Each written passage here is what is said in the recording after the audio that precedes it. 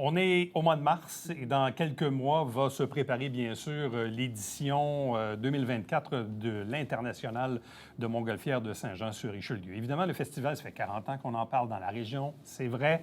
Ça reste évidemment un sujet qui est très chaud pour les Joannais parce qu'on a de l'attachement. Mais évidemment, oui, on parle des péripéties, on parle des finances. Et encore tout récemment, on le sait, la ville de Saint-Jean-sur-Richelieu a signé un nouveau protocole d'entente, moyennant bien sûr un plan de redressement, un plan de relance pour l'événement. Pour nous en parler, l'un des administrateurs du conseil d'administration, Martin Massé. Bonjour et bienvenue. Bonjour, merci beaucoup. Bon, on l'a vu il y a quelques jours, la ville a entériné le fameux plan en question. Le plan de relance et de redressement, il contient quoi? Alors, d'abord, peut-être faire un pas de recul. C'est-à-dire que, souvenez-vous, il y a un an, notre DG quitte Ouais. et on doit donc rebâtir l'équipe. Arrive en poste Julie Brault, quelques administrateurs aussi quittent. Et on vit un festival qui a été terrible au niveau de la météo. Le pire en 40 ans. Le pire. Ouais. C'est la météo la plus horrible qu'on a jamais. Tout à fait. Aucune envolée sur le site, mais avec la meilleure billetterie que nous avons jamais vue.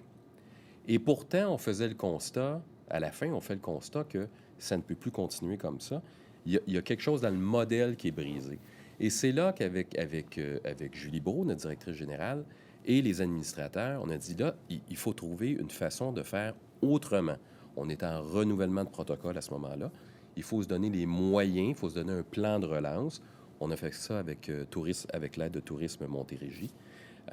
Donc, Denis Brisebois de Raymond Chabot et Pascal Lafrenière, qui est un ancien DG du Festival Western de Saint-Tite. Donc, on s'est donné un plan de relance sur 3 ans. Et quand on est allé voir la ville en novembre, vous vous souviendrez, on a eu des enjeux sur le paiement de fournisseurs, particulièrement des fournisseurs locaux. On leur a dit, on travaille aussi sur un plan de relance. Alors, réglons d'abord les fournisseurs locaux. Et avec ce plan de relance-là, on sera en mesure de vous démontrer, si vous souhaitez toujours qu'il y ait un festival, sur la base de ce plan de relance-là, on pourra donc convenir d'un nouveau protocole d'entente. Qu'est-ce qui a convaincu les élus? Parce que la mairesse en a parlé brièvement. Il y a eu 2 élus qui ont voté contre. Mais le plan en tant que tel, il contient quoi? Qu'est-ce qui a convaincu les élus de continuer l'aventure? Alors d'abord, les élus devaient convenir que la Montgolfière demeure un actif pour la ville, que ce soit dans le cadre du festival ou non. Souhaitez-vous toujours que Saint-Jean soit identifié par la Montgolfière? Ensuite, est-ce que l'International de Montgolfière demeure le meilleur véhicule? Et ensuite, comment ce véhicule-là doit se modifier au cours des 3 prochaines années pour non seulement être profitable, mais en plus reconnecter avec la communauté et également, je vous dirais, travailler sur sa différenciation dans le sens où, ces dernières années, on a probablement essayé d'être un peu trop comme les grands festivals de Montréal plutôt que de démontrer notre caractère unique où la Montgolfière est notre vedette. Bon, et comment ça peut se tenir financièrement? Parce que moi, je regarde ça aller depuis des années et je constate, pas juste pour les Montgolfières, pour l'ensemble des festivals, il y a moins de subventions gouvernementales qu'il y en avait. Il y a moins de commandites qu'il y en avait. La billetterie est à peu près au maximum de ce qu'on peut charger au public. Puis en plus, les artistes coûtent plus cher. Donc, on se dit, c'est quoi le modèle d'affaires, d'avenir, qui va permettre une pérennité financière d'un événement comme celui des Montgolfières? Alors, on ne jette pas le bébé avec l'eau du bain. L'an dernier, on est passé à 7 jours, avec 2 longs week-ends. Ça, on va conserver ça. Idéalement, on souhaiterait encore avoir une activité plus communautaire dans l'interlude pour rapprocher le festival de sa communauté. Ensuite, sur les coûts de production, vous avez tout à fait raison. Baisse de commandites, baisse de subventions, hausse des coûts de production et hausse des cachets. Alors, on a retourné toutes les pierres. Comment on peut avoir un site qui coûte moins cher? Alors, dans la réduction de coûts de matériaux, dans la réduction du temps de montage, démontage. Ça aussi, bonne nouvelle, l'aéroport, qui est devenu un instrument de développement économique, c'est relativement récent dans l'histoire de la ville. On s'est assuré, ou on va s'assurer plutôt, que l'été prochain, les usagers de l'aéroport pourront l'avoir plus rapidement. Donc, on fait une pierre deux coups parce que ça va nous coûter moins cher en montage-démontage, en changeant nos façons de faire, en changeant la façon de bâtir, hein, parce qu'au fond, on bâtit un village. On va y aller de façon modulaire, on va réduire le site, on va y aller de façon modulaire, et plus des activités commanditées s'ajoutent, plus à ce moment-là, on sait, OK, on a une nouvelle activité qui se fait à coût nul ou à profit, et à ce moment-là, on ajoute au site. Est-ce qu'il est vrai de dire que le montage actuel du site coûte environ 1,8 million par édition? À peu de choses près. On est là-dedans. Ça coûte cher, le site. Ça coûte cher, l'aéroport. Est-ce que l'option ou les options seraient de tenir un festival de montgolfière sans utiliser l'aéroport? Autrement dit, d'avoir des envolées matin et soir dans les parcs de la ville et avoir des activités de type événementiel ici même, dans le Vieux-Saint-Jean.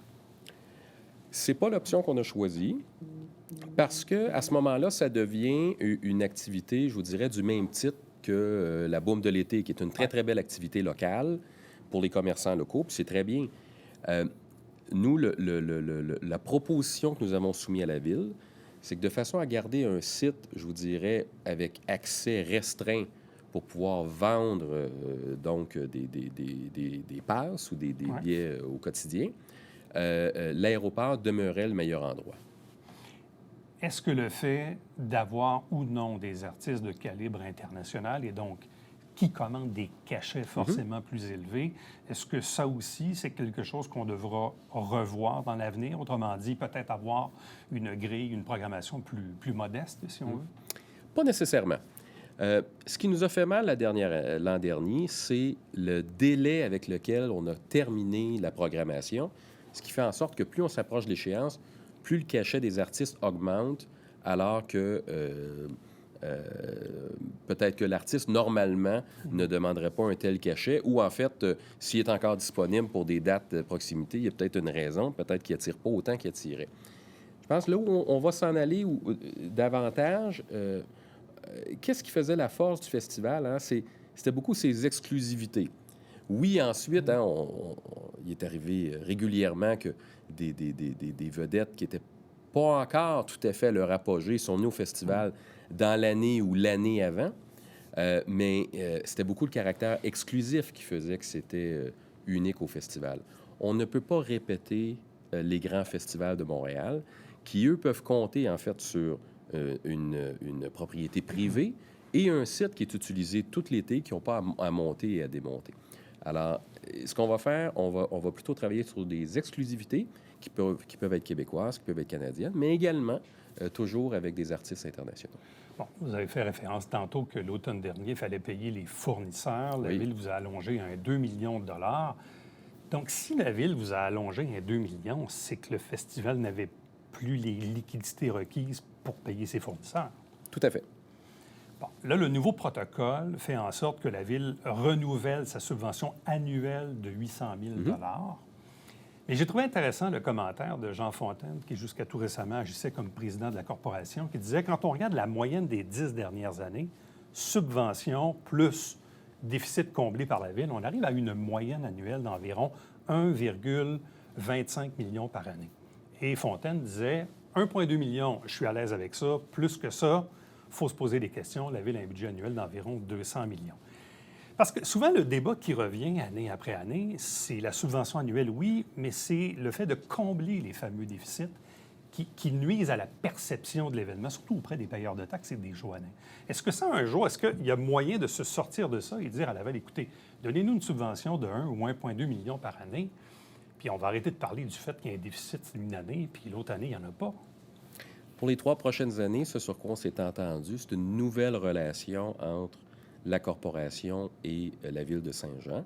Donc, les élus ne seront plus sur le conseil d'administration. Les élus qui servaient d'interaction, de pivot entre la Ville et le festival. Nous, la Ville a décidé de retirer ses élus du conseil. Les administrateurs présents et la direction générale, on a voulu aller en plan de relance parce que, justement, on pense qu'il faut changer les façons de faire. Donc, le protocole est très, très clair sur le type de relation et de reddition de comptes que la corporation et la ville que la corporation doit avoir envers la ville. Et il n'est absolument pas question, au moment où on se parle, dans les 3 prochaines années, de changer la façon le niveau. La ville a statué que c'était 800 000 indexés. Oui. Sauf que s'il y a un déficit, à ce moment-là, c'est la ville qui va l'assumer. Le festival appartient à la ville. Donc, c'est à la ville d'assumer à ce moment-là. Moi, il y a une question qui me revient souvent, parce que, à moins que vous me dites le contraire, mais les états financiers vérifiés de la dernière édition, on ne les a pas encore.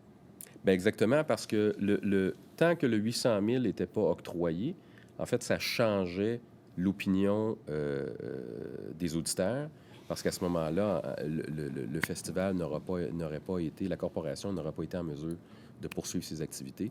Donc, ce n'est pas le même genre d'état financier à ce moment-là. Il ne serait pas possible d'avoir des états financiers à l'automne, parce que je trouve que là, on est rendu au mois de mars.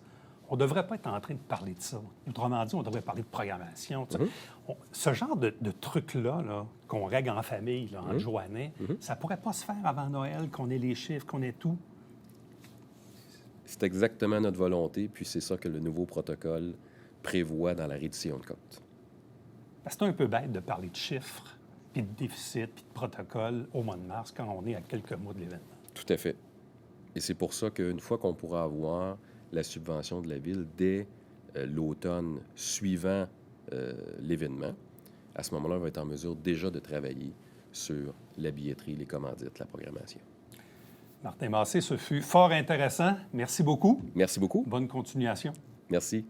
Restez avec nous, on vous revient après ceci.